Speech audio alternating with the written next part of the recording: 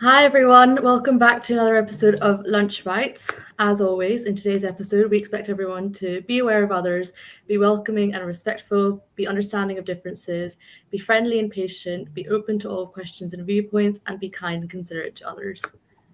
Today, I'm your host, Annika Jane. I'm a specialist, an app innovation specialist at Microsoft, and I'm here with my host. Hi everyone, I'm Stephen. I'm a cloud solution architect in data and AI. I'd like to introduce you to our guest speaker today, which is Owain. Owain, if you want to introduce yourself and then take it away.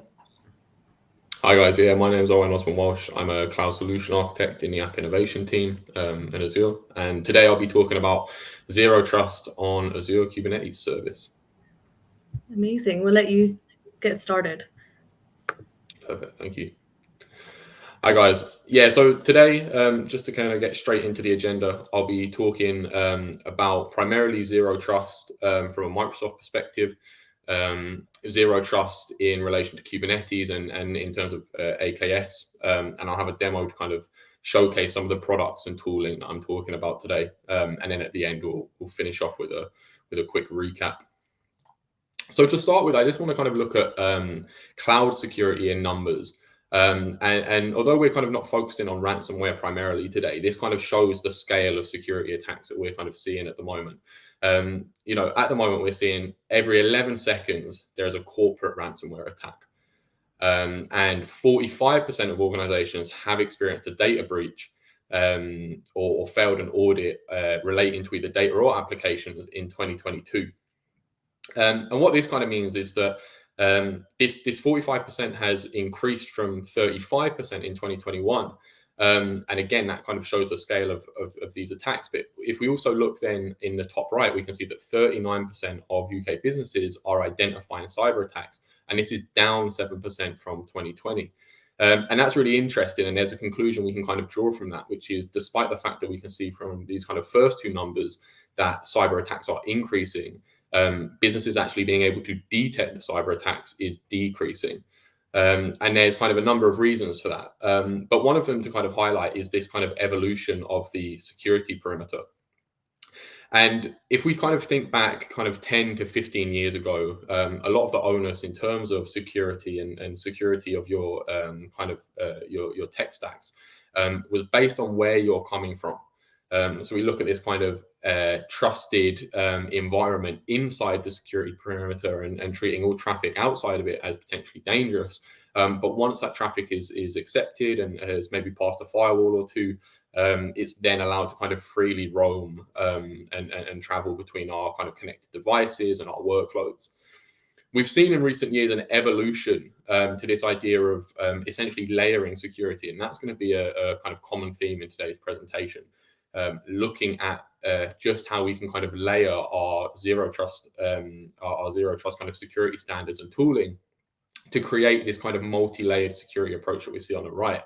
We're talking here about primarily isolation through layers of security, isolation of devices, isolation of workloads, even when they're running within a private network. So what do Microsoft kind of define as the three key principles of zero trust?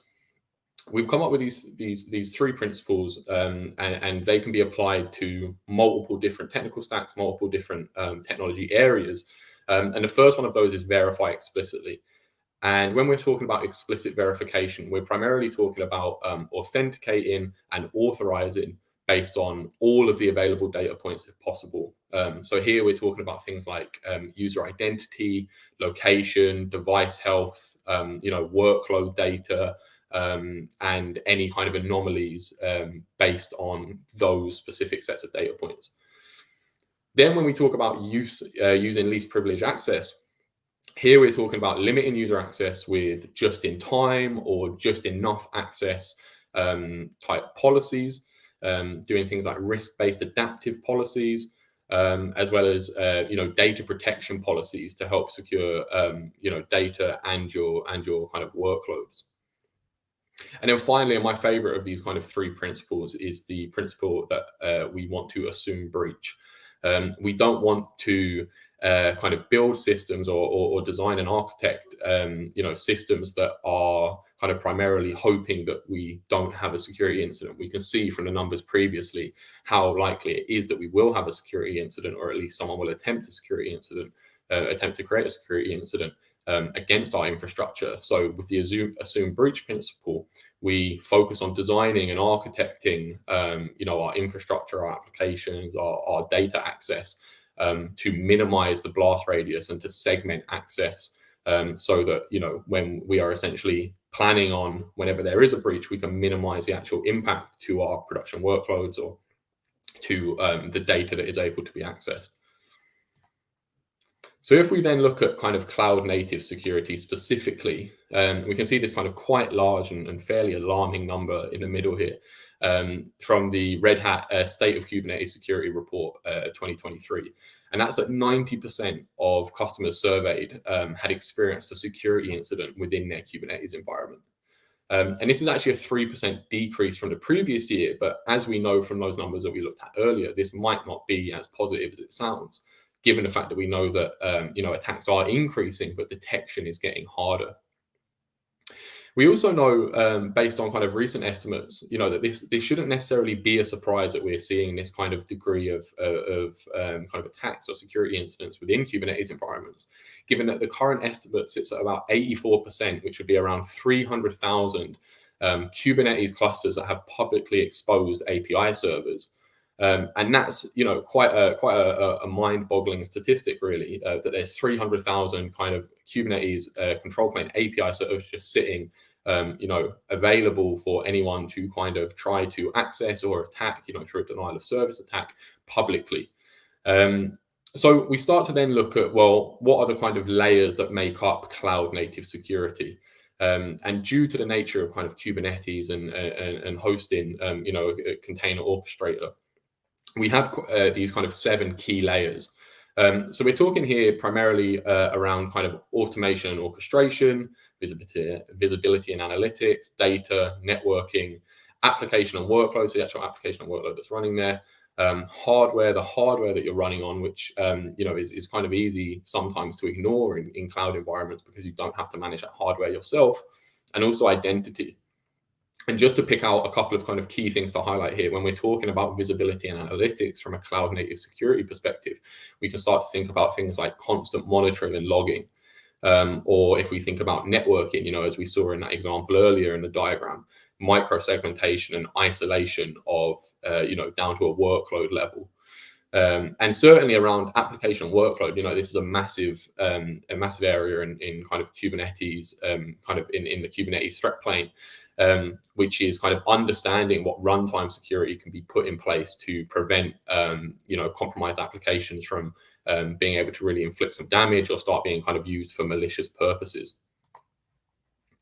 So if we then move on to just kind of Kubernetes security general best practice, kind of away from talking about zero trust and the nuances of zero trust, what can we do just out of the box that we kind of advise as best practice, not necessarily specific to Microsoft standards, just specific to kind of Kubernetes, CNCF kind of security standards.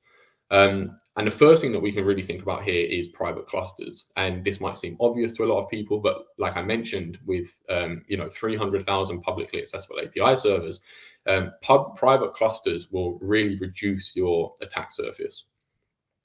And then we can tie that in with, using any kind of identity management solution, in this case, kind of Azure AD and RBAC, to handle that authentication and authorization.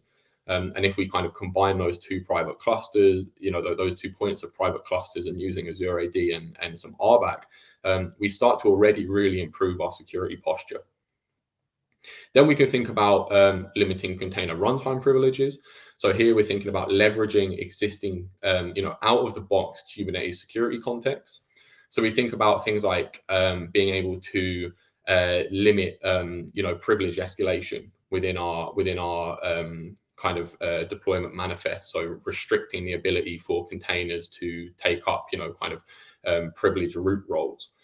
And also we can take additional steps at the actual operating system level, kind of with operating system native tools. So things like AppArmor, which is enabled by default on underlying AKS Linux nodes, and also things like SE Comp to give us more granular control of the kind of operating system actions that a container can perform.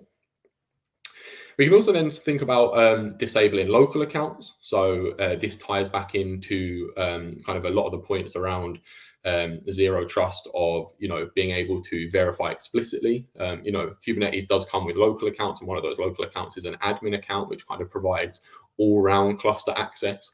And that's obviously, comes with risks. And we think about it, relating back to those zero trust principles. We're thinking there about, things like being able to verify explicitly. We can't do that with local accounts. And also in terms of being able to, assume breach and do things like audit logs and calls to our API server when we're using admin accounts. There's a degree of, anonymous access essentially that you're providing then for someone to kind of call that API server and start, potentially causing some problems in your cluster.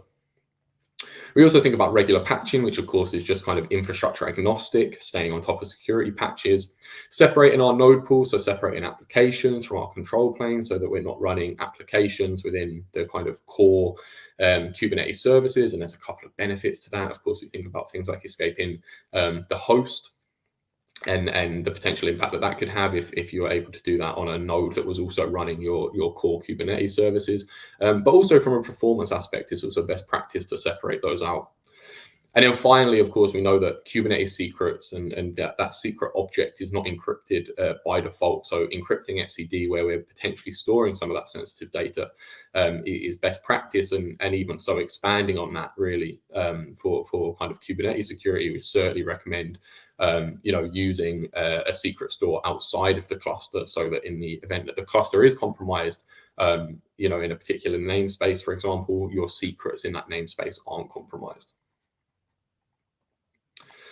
So if we then kind of take a look at more of the kind of cloud native tooling, and we can see just on this slide that we have this managed Kubernetes cluster that has a whole host of threads. So we're going to take a look at some of the AKS products or the Azure products that are available out of the box, and then kind of relay that back into this diagram and take a look at how we can actually solve these problems once we understand some of the products that are available. So one of the first things to highlight is Microsoft Defender for Containers, and you guys might already be familiar with Microsoft Defender. Defender for Containers is specifically a cloud-native solution to be able to essentially improve, monitor, maintain the security posture of your cluster, your containers, your images, and the actual applications kind of running within those containers. And we kind of have these three key roles that Defender for Containers plays. And the first one is environment hardening. So being able to provide kind of misconfiguration guidance based on kind of a set of best practices, and also understanding the kind of desired state of your cluster. Then we think about runtime threat detection as well. So, essentially protection and alerting to any runtime issues that may occur. So things like, privileged container escalation and that kind of thing. We're able to get kind of real-time updates and alerts on the back of those actions. And also vulnerability assessment. So this is a really cool one. Microsoft Defender for Containers expands past just your container workloads and past your Kubernetes clusters, and actually into other areas such as your container registry.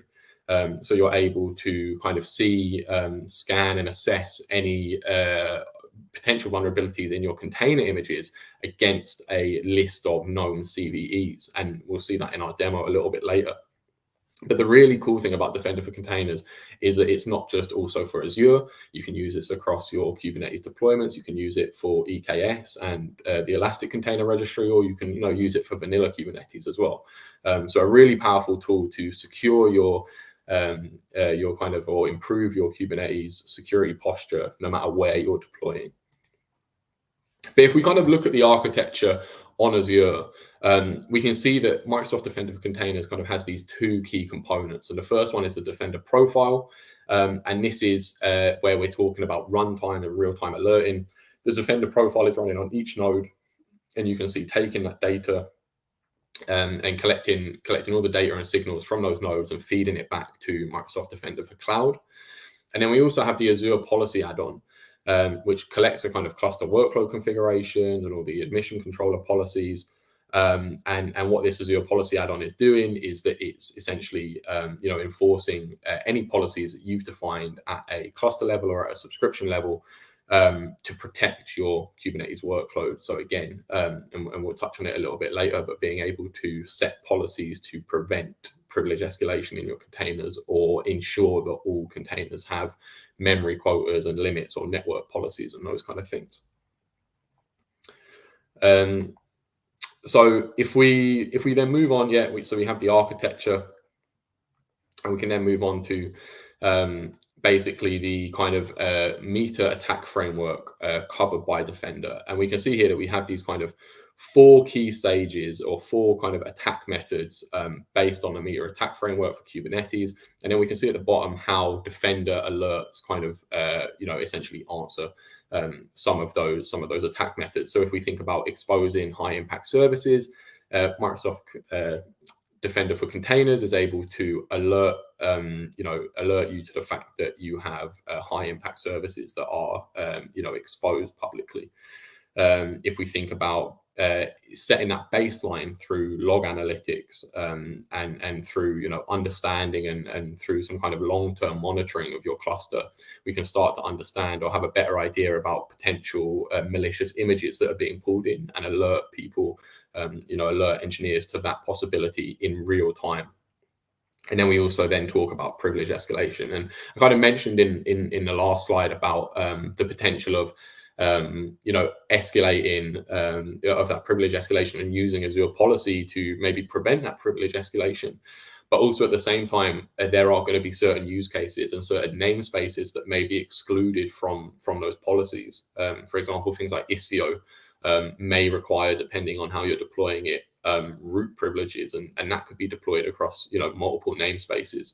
In which case, it's still when we talk about layering security, you're getting the benefit of having those layers here because it may be excluded from the policy and the policy won't pick it up. But in the event that a container does escalate its privilege, you'll still get the Defender alerts so that you're able to cross-reference and check whether that's expected. And Defender for Containers can also do that analytics to see whether that's expected based on the log history. And then we also have evasion, of course, so event detection alerts and those kind of things. If we then move on to our kind of second product to cover, and the second kind of thing that we'll take a look at in the demo is confidential compute. So confidential computing has been around for a little while. It's been available on Azure VMs for a little while.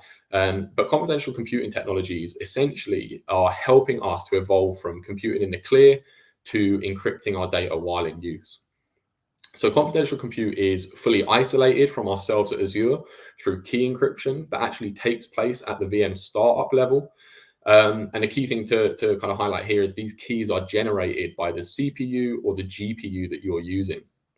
So the keys reside on the chip itself, and these keys are then not accessible to anyone, even ourselves, and creates full end-to-end encryption past even the traditional definition. We see here that we have data at rest and data in transit, and traditionally that would be considered to be end-to-end encryption. We now, with confidential computing, can add this encryption in use. So we're actually encrypting the data while in random access memory or during computation. So if we actually look at how this works, we have these confidential compute, what we call trusted execution environments. And the important thing to here is really the important thing to highlight here is at the bottom we have the hardware provided by AMD or Intel, and the hardware and the CPU vendors really act as that kind of source of trust essentially. And then we have the host OS, the hypervisor, any device drivers, and these are kind of outside of what we call the trusted compute base. So if we again think about it, about the security perimeter, despite being within our network, they're not by default trusted. And then we have the actual workload itself. And there's kind of within this trusted execution environment, 3 things that occur. So the first thing is that we do some software attestation. And again, we'll see this in the demo. But the idea of software attestation is that we can make a call to our attestation provider, which in this case would be Azure and Microsoft, and confirm that the node that we are running this workload on is in fact a confidential compute node. It is in fact secure, and it is and anything that any computation is going to be encrypted in use as well. Following confirmation of that attestation, we can then release our keys and secrets. So again, if that fails, if we think about that potentially as an initialization container, or even a check that's built straight into the application, we can have conditional options there to either fail and not create the pod on failure of those attestation checks. And then finally, once those keys and secrets have been released and we know that we're kind of on the node and in the environment that we were expecting, we can then execute our application and get our workload up and running. So the way that this works is that the hardware vendor, again, either AMD or Intel, will take the kind of security authority role by providing a private and public key pair for that unique hardware. And then the private key is embedded into the hardware during manufacturing. And that's where we're kind of talking about creating this root of trust, while the public key is then signed using the certificate authority's private key. So then we're building a kind of chain of trust back to that certificate authority. And the goal of this and goal of confidential computing is to reduce our kind of trusted compute base. So we see that kind of outside of the trusted compute base. We're trying to reduce that down so that we don't have to default or de facto trust where we are actually executing our code or hosting our workloads. And the great thing about confidential compute is that this can be done without any changes to our application. So the demo that we'll take a look at later is a demo that was created for an entirely different purpose previously, and is being hosted and encrypted in use using confidential compute without any changes being made to even the image or the actual application itself. However, there's also a kind of way we can take this slightly further. And that is with this idea of confidential compute enclaves. So an enclave is actually a protected memory region that provides confidentiality for data and code execution. So it's within an instance of a trusted execution environment like we were looking at earlier, but it kind of takes it even further. So these kind of confidential computing VMs support essentially Intel software guard extensions, so known as SGX, on AKS, to create isolated enclave environments in the node between each container application. And this has existed on virtual machines for a little while, and just like on Intel SGX virtual machines, container applications that are developed to run within enclaves are kind of split into two components.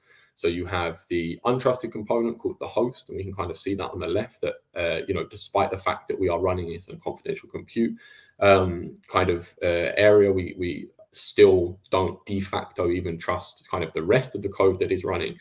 And then we have this trusted component called the enclave. And the purpose here is that enclave-aware containers and enclave-aware application architecture gives you the most control on the implementation while keeping the code that is actually being run in the enclave at a minimum. And what this helps to do is essentially reduce, again, our attack surface area. So it's layers on layers on layers of security, even at the application level. However, it's worth highlighting here that unlike confidential compute, enclaves do involve application changes. And this is actually because we're breaking the application up to execute those sensitive functions in a separate environment. So with that in mind, it's worth noting that not every single use case, fits to zero trust and confidential computing. We've kind of spoken about some of the different, tooling that we can use, and we've kind of started to look at how that may add some complexity to not only our kind of application development, but also our operational overhead. And we can kind of see why that for use cases where it's not necessarily required, taking some of those more generic security kind of hardening measures that we spoke about at the beginning may be more suitable. But certainly for use cases within kind of sensitive, traditionally quite sensitive industries such as government, financial services, and healthcare, we do see a lot of value to kind of implement in these kind of zero trust Kubernetes products. We talk about use cases like things like digital identity, like things like digital currencies or having, essentially immutable applications running on your workloads, on your cluster. When we think about that, using something like enclaves is really a great vehicle for achieving that. And also things like healthcare, where we're dealing with really sensitive data. We can kind of see so far that, with zero trust security, there's not really a one tool fixes everything approach. It is layers and layers and layers of, Azure policy, of, Defender for containers, of confidential compute, of breaking your applications up to execute trusted code in certain enclave environments. And it's also worth calling out here that if you are kind of interested in Azure policy, a colleague of mine, Leon Moat, did a really fantastic LunchBytes previously on just how you can use Azure policy to really secure your Kubernetes clusters. So if you want to dive into that in a bit more detail, I'd strongly advise you go and watch that LunchBytes series. But before we kind of jump into how we can actually resolve this kind of the threat landscape and what products we can use to kind of answer some of these problems, let's kind of first understand the problems that we're talking about here.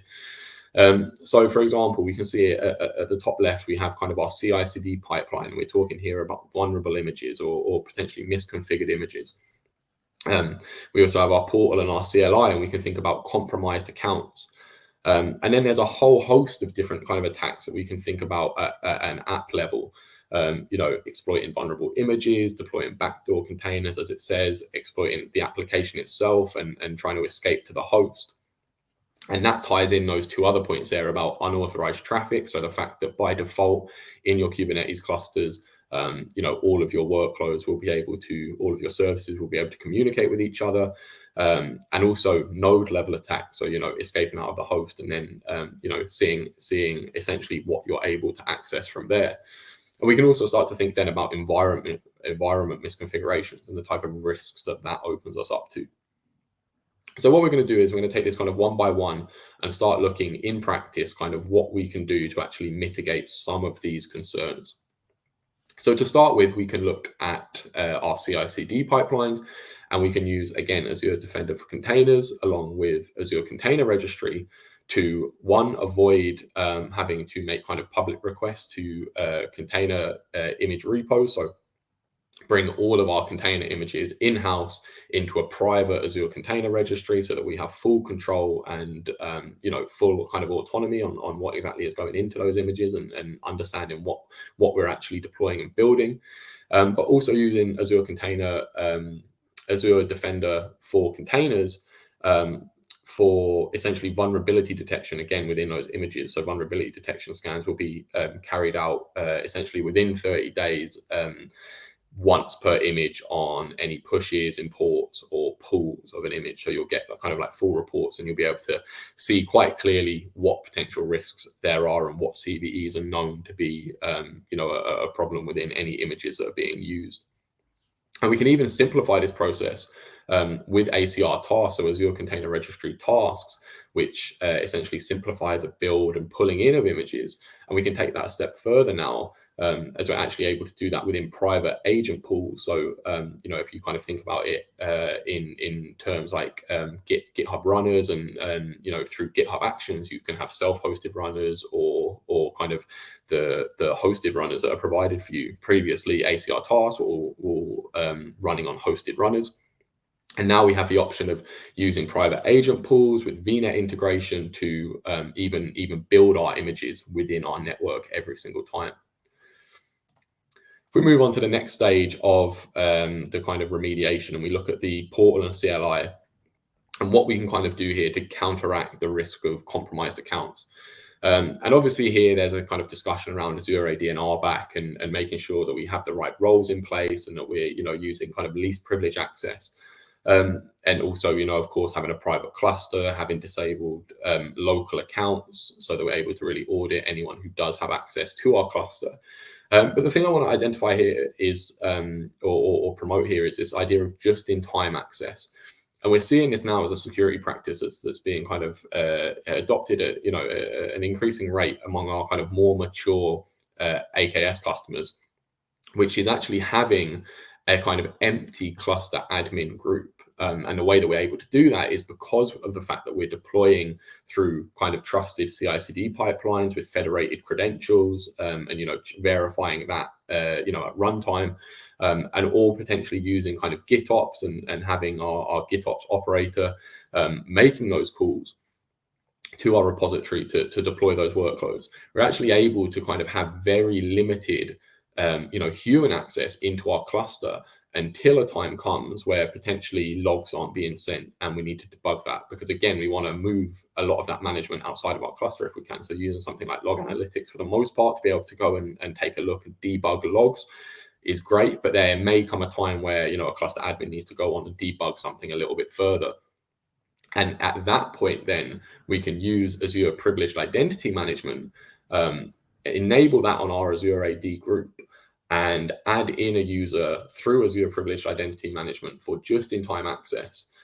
So provide a 1 hour or a 2 hour or a 1 day window for that user specifically to have access to the cluster and to go and debug debug whatever it is they need to look at. But the great thing about that is that we don't have people with unauthorized access, and in the event of a compromised account, that kind of cluster admin group is empty. So you've really restricted. Again, we think about building our solutions, planning for a kind of security event. We've really restricted the access then into the cluster. If we move on to the next point of actually securing our traffic and enforcing traffic authentication, there's kind of three key things to highlight here. And the first off is using network policies. So having network policies in place that restrict traffic even down to a workload to workload level, so being very implicit and having something like a blanket deny policy across the cluster on network traffic, and then using something like Calico network policies to get very granular and allow specific applications to be able to communicate with each other and make have a default deny and have implicit allow. That is a fundamental of kind of zero trust, is implicitly specifying and verifying that traffic. And how can we maybe look towards actually protecting that traffic, while it's being, verifying the traffic is able to flow between these services, and also protecting it during transit. And we're looking there towards something like Istio. And on AKS, actually, we currently have our Istio extension currently in public preview, and that makes it even easier to deploy and manage Istio on your cluster. And we can use Istio's mutual TLS and peer authentication to encrypt our traffic between those services, just as, again, an additional layer when we're talking about traffic within our cluster. And again, we can then enforce these standards through Azure policy. And again, I'd make a call out to Liam's video to go and have a bit more of a deep dive into Azure policy and how to enforce that in your cluster. If we then start to think about node security, I won't spend too much time on this slide because we've obviously jumped into confidential compute in quite a bit of detail. But through software attestation and through enclaves, we're able to further add more and more layers within this kind of cluster environment to really protect our actual applications and the data that we're processing in those applications while those workloads are running. At the actual application level itself, it's important to call out security contexts. So we spoke about this earlier, and using, again, Azure policy to enforce those security contexts. And actually, at the moment in preview, we have a kind of developer for a containers developer policy or initiative that you can get from GitHub that will essentially add some policies to your Azure policy and assign them to your cluster that focus really on kind of key aspects of the actual kind of creation of those workloads for it. So things like privilege escalation and things like setting memory limits, that's now available in public preview straight from GitHub to be used and applied directly to your clusters. The thing to highlight here is really workload identity, and workload identity is now GA and was in kind of preview for a little while. And what workload identity allows us to do is at the actual kind of workload level itself, we're now able to differentiate the permissions that we're kind of giving to each individual workload to access other Azure resources, essentially. So if we think about things like SQL databases or Key Vault, we're able to manage not just at a node level now, but actually at a workload level, what identities are being assigned to those workloads. So we can go back and think about that in the context of our zero trust principles, and we're starting to hit on all of those principles of verifying explicitly with federated credentials and that kind of managed identity. And using least privileged access, with those federated credentials, both in terms of the role that you're providing to that workload and making sure that that's the minimum possible role that it requires, but also that you're not then providing that role to multiple workloads within that node. And if we finally just kind of take a look at the bottom about talking about environment configuration, we can see here that we have essentially things like Microsoft Defender for Containers, we have GitOps, and we have infrastructure as code deployments to be able to configure our environment in a way that is repeatable and reproducible, and essentially kind of in the desired state. And again, using Azure policy to define exactly how that what is allowed in regards to the way that you are deploying Kubernetes clusters within your subscription. And then if we take a look at kind of the further hardening that's available, we can kind of see here that we have other services available that allow us to kind of further harden that cluster. Here we're looking at services like Azure Front Door with a web application firewall below to do request validation. And we can do this to, and what that then allows us to do is use private networking to take all those requests from a public endpoint and take them in without having to expose anything actually within our Kubernetes cluster using private endpoints and private link service. We can then also see that we're placing egress restrictions here. And if we think back to kind of some of the potential security concerns that we're kind of looking to remediate here, where we're talking about things like, being able to exploit vulnerable containers or escape out of the host, placing egress restrictions is really important, because if we think about being able to, pull in images from, potentially untrustworthy repositories and those kind of things, placing egress restrictions means that if someone does have access to your cluster and tries to pull in an image or a script that could be used to do something like crypto mining, we can have those egress restrictions in place that would not allow them to actually make that call out to that particular server. And something to highlight here, which is quite important, especially in these kind of more lockdown environments, is that often customers will still use public image repositories for images like Nginx, like Argo CD. And the important thing to highlight here is that you really want to restrict the usage of those, because certainly if we think about maybe code that's stored in GitHub, if you're making direct calls to GitHub, or images that are stored in key.io, it's entirely possible for an attacker to also have stored those images or stored their scripts in GitHub or key.io. And if they are allow listed in your Azure firewall and allowed for egress, then, although you have the firewall in place, it's not actually going to prevent an attacker hosting their code or hosting their image in these kind of well-known places and pulling it into your cluster. So we do advise that you would be using Azure Container Registry, and you'd either be importing, or as we now have in preview, caching those public images and only pulling exclusively from your Azure Container Registry, again using private networking, so that we can really restrict that egress traffic. On the right, then we can see that we have a couple of other things. So we have things like log analytics to log and audit API calls, and that's really important when we think about identifying kind of compromised accounts, or identifying who and what and when is making calls to your Kubernetes API server. And also using things like, as we mentioned, workload identity and shifting our secrets outside of our cluster into a protected secret store like Azure Key Vault, so that if our cluster is compromised, our secrets aren't compromised too. So that brings us quite nicely on to the demo. And today's demo is mainly going to focus around looking at a few key components. I have a secure AKS cluster deployed.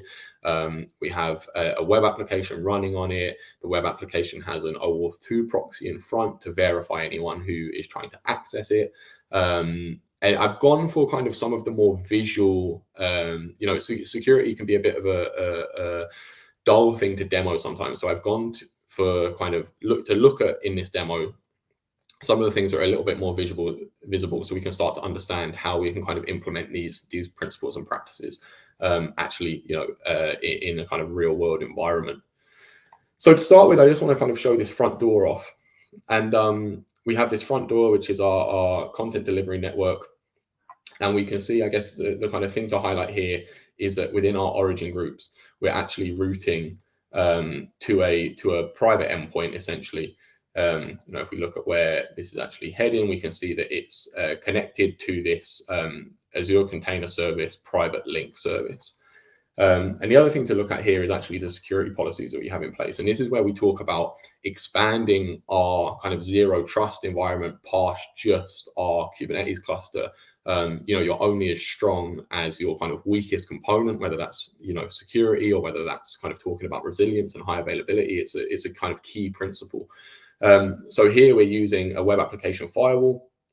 And if we take a look at some of the managed rules, basically every request that's coming in to this public web application that's being hosted on AKS is having these kind of managed rules check against it. And we can see that we've got this built-in, ready out of the box bot manager rule set to disallow kind of bots. And we also have a load of default rules, some that are enabled and some that are disabled, depending on the kind of requirements. And also we can start, adding custom rules. And in this case, we're able to block an entire geography. In this case, our Australian colleagues are being blocked from accessing this front door connection. And it's kind of important just to understand that we can also build these policies and practices in outside of our cluster. So if we actually take a look at www.owain.online, we'll see just kind of what we're running here, and that we're actually redirected to a Microsoft Online kind of login. And the reason for this is because we're running an OAuth 2 proxy on our ingress controller that requires us to log in against our subscription tenant. And the important thing about this is, again, that we're kind of able to check now anyone who's kind of logging in and accessing any of our kind of ingress routes. And again, this is really important and can't be bypassed because the rest of our cluster is private. So if we just quickly log in as a system administrator, that should sign us in and take us straight through. And we can see that we have this kind of Colors Home application created by a colleague of mine, Mark Harrison. And this is a really good application actually to kind of demo things like network policies and demo kind of how we can make calls between services in Kubernetes. And if we actually look at where this is hosted, this is actually hosted in a private container registry. And if we just take a look at the networking here, we can see that public access is completely disabled, and that we're using, again, private access through an approved connection through private link and a private endpoint, so that our AKS cluster is actually able to access the images within this container registry. And if we actually try to look at the images that are in this repository, again, we can see that although I can look at the object and I can see that my actual permissions in this subscription don't let me view every single image, within the registry. And if we then quickly take a look at Microsoft Defender for Cloud within this registry, we can take a look at what kind of things we see when we talk about image remediation. We can see here that we have 2 recommendations on the back of basically vulnerability findings that have been found either by Qualys or by Microsoft Defender. And we can take a look and see what CVEs have been identified and their criticality. So we can see, for example, that for this particular CVE, 4 of our 20 scanned images have been found to have this potential risk. And we can actually see here a repository. So this would be the image, and we can see that it's actually our Ingress Nginx controller. And this is important to highlight because this is an image that's being pulled in directly from Nginx. That is the Ingress controller image. We're storing it in our own repository. And the benefit of that is that we can see the CVEs that are, despite this being a published and publicly available recommended to use image, there are still CVEs associated with it. So we can go away and even contact our representatives if we're using kind of, through kind of different support requests, if we are using, support for kind of companies and images that we have kind of agreements through. But we can also see here, essentially that, we can go and look at maybe, are we using the latest version? Have these CVEs actually been patched? And whether we need to update our images again. So that was just important to highlight. But we can see here that essentially what we're going to be able to do with this colors API is if we press start, we'll see all of a sudden we're making this call to our colors API service running on our cluster. And this is just making a whole load of calls and just filling up this kind of this color chart. But actually what is happening under the hood here is really impressive. So we've of course got front door, we've got web application firewalls running, we've got TLSs running, we've got SSL termination going on, but we've also got calls to Key Vault for the OAuth 2 authentication using workload identity. We've got Istio managing MTLS between these two services. We've got Calico ensuring with a network policy that allows these two services in these two different namespaces to even exist and make these kind of connections in the first place. If I just quickly refresh this, it looks like my token has expired. What I'm on here is a container instance that's actually running within this private network. And what I'm just quickly going to show you guys is, first off, I'll just quickly show the kind of network policies that we're running on the Colors API. And I did want to delve into that, but in the interest of time, we'll quickly move on because I'd like to show the attestation piece. So if we take a look and we do a quick kubectl get svc and cvm attest, we can see we have this service running on an external IP. It's of course an internal IP within our cluster. And if we go away and just get the kubectl get pods and do a cvm attest, we can see that we have this attestation service, and we also just have a test pod that's going to allow us to curl our service. So what I'm going to do is just quickly exec into this pod. Let me just copy that pod name. There we go.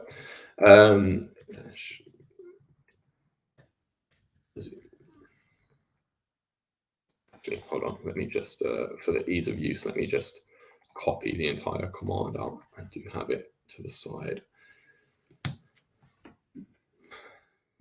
So we should be able to exec into that pod. And then from there, we can actually call our attestation service, and we're going to be able to see exactly what is actually passed back by our attestation service. And this is really interesting because the thing to highlight here, again, is that essentially what we're doing here is we're just calling it on port 8081, and we're piping it then into JQ, which is our kind of JSON interpreter. And we can see at the start here that we get this JSON response on the back of the fact that we are in fact running on a confidential compute node. And we can see that we have our attestation type, so Azure VM. We can see that we have our VM ID, and we can see that we have our kind of compliance status here. And this is really important. So it says Azure compliant CVM. And what's great about this is we can, if you think about this from the perspective of how we could integrate this into an application or how we could integrate this into an initialization container, we can run this check beforehand, before even releasing secrets or before starting our workloads, and have it conditional on it having X data within that kind of payload that we're receiving back. So that's it in terms of the demo. Had to cut it slightly short just for the kind of time consideration.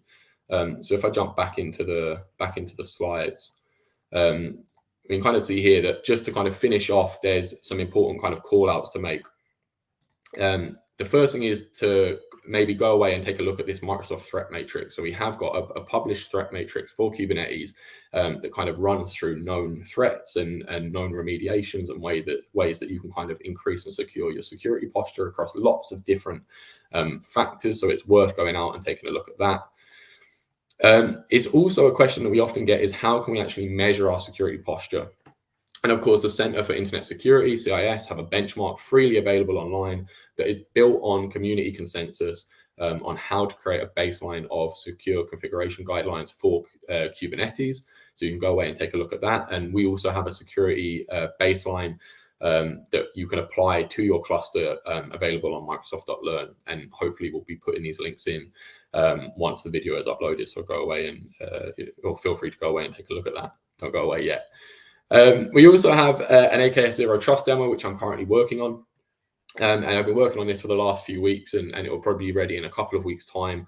That is aimed to be a kind of click and deploy kind of work stream and GitHub action that will allow you to set some simple variables and demo a kind of multitude of different zero trust features, functionality, and scenarios. So features that are available now at the moment are things like etcd encryption, using workload identity, using Istio for MTLS, using confidential compute and attestation. All of the things that I showed today are currently available in the repository, but there aren't any guides yet, and that'll be kind of coming over the next 2 weeks. So feel free to go away, take a look at that, give it a star, and give it a watch or a bookmark, and kind of take a look at that. And in a few weeks there'll be the chance to deploy that into your subscriptions and take a look around exactly how that kind of zero trust piece actually works in a cluster. And then finally, we also have, of course, my LinkedIn. So I often post kind of community content, different content focused around AKS and different security kind of considerations, but also some content around kind of operational best practices and that kind of thing. So feel free to follow me or add me on LinkedIn if you want to kind of chat about this in any more detail. But apart from that, thank you very much for your time today. Apologies for this being a slightly longer session, but also thank you to the LunchBytes team for having me, and all the best, guys. Thank you so much, Owain. That was really interesting. We have a few questions for you. Of course. We'll start with the first one. So it's, are you limited to just using Flux as your GitOps tooling on AKS? No, so AKS is unopinionated in terms of what kind of CNCF tools you want to use. So we also see a lot of customers using Argo CD, of course, for their GitOps kind of tooling option. Okay. And another one, do Microsoft have a policy baseline to use for AKS best practices? Yeah, so as I mentioned, there is the kind of developer policy baseline. There are also two other security policy baselines. One that's kind of a general security policy baseline and a slightly hardened security policy baseline as well. So they can all be applied kind of out of the box to your cluster and are available in one of the Microsoft GitHub repositories. So I'm sure we can link that in the video. Yeah, amazing. And the last one, adding service mesh adds complexity to your cluster. Is that a trade-off for an improved security posture? Yeah, certainly. Adding a service mesh can increase some complexity, having to deal with certificates potentially, depending on how you're kind of handling your authentication and how you're implementing MTLS. But like any of these things, that added security. If we think about enclaves again and those kind of things, some things like Defender for containers or confidential computing might come at a slight cost trade-off, but not an extra complexity trade-off. But certainly a service mesh adds some slight complexity to your cluster, but with all of course, the added kind of security benefits. Amazing. Thank you. And if anyone has any other questions, like always, please put them in the comment section and we will try to get back to them, in a later time. But thank you so much, Owain, for being here and sharing your wisdom, I guess. No worries. Thank you very much for having me. All right. Thank you. Bye. Cheers. Yeah, so thanks Owain again for doing that presentation. Great overview and demo on Zero Trust and also for the Q&A. So there's a couple last things to run through. So if you're interested in learning more, if you visit the UK Cloud Skills Challenge, which is at aka.ms/LunchBytes/CSC. And you can also check out the UK Developer Hub, which is at aka.ms/UK Developer.